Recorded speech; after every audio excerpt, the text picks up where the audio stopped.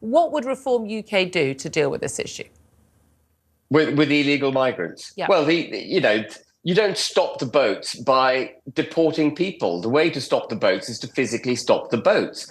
One of the nominations for SCUMBUCKET of the Year is ex-Reform member Ben Habib for this interview with Julia Hately-Brewer, where given the opportunity to detail how he would tackle the small boats crossings, ends up saying, let the migrants drown. The fact that even Hately-Brewer is appalled shows what a despicable character he is. The reason Border Force is called Border Force is because they're meant to use force at the border. We've forgotten what border control means. Even when Rishi Sunak talks about stopping these boats, he does it in the context of being nice to the people who are crossing the channel. Okay, but how do you stop them? What are you going to do? You're just going to stop them in the middle of the channel and just, take them back to Calais? What are you going to do? You establish a force that's well trained and well equipped and capable of intercepting these dinghies, and you stop them entering our territorial water, and you require them to turn round. You require them to turn round. They go, we're not going to turn round, we're just going to keep going. And then you have a standoff. You have a standoff in the channel, and if necessary, you have to use force.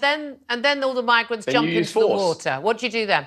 And you might. This is one idea. Provide them with another dinghy in order to climb back in. And then they say we're going to keep going to England.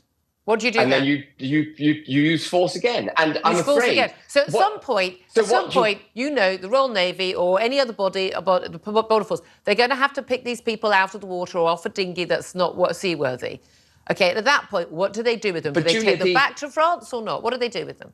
The presumption in your question is that we have a duty of care to people who are seeking to enter our country illegally. We have a duty of care to people drowning in the channel, yes.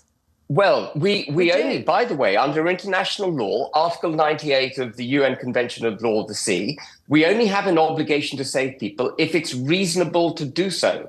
And under the same international law, we have the right to turn people back who are seeking to enter our waters illegally. I understand. I love it, turning people back. At the point when they refuse to be turned back, or they just someone just puts a knife into the dinghy and it starts deflating, or they jump into the water because they've been told that's what you do, and then you'll be picked up. You know as well as I do, anybody who has ever been on a boat will know that the rules of the sea are very clear. You have to save life where you can save life, and that is what the only if it's reasonable to do so. But it will be reasonable to do so because there'll be people drowning.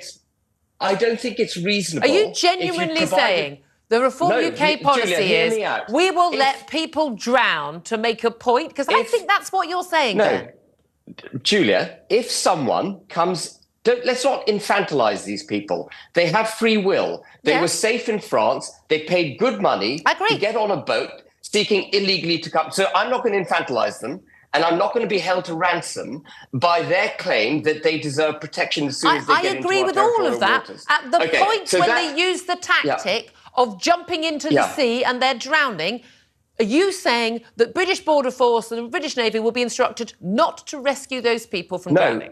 No, you didn't hear me. I said that we could, as an idea, provide them with another dinghy into which to climb and then go back to France. And if they choose to scupper that dinghy, then yes, they have to suffer the consequences of their actions. Then you would leave them to drown? They cannot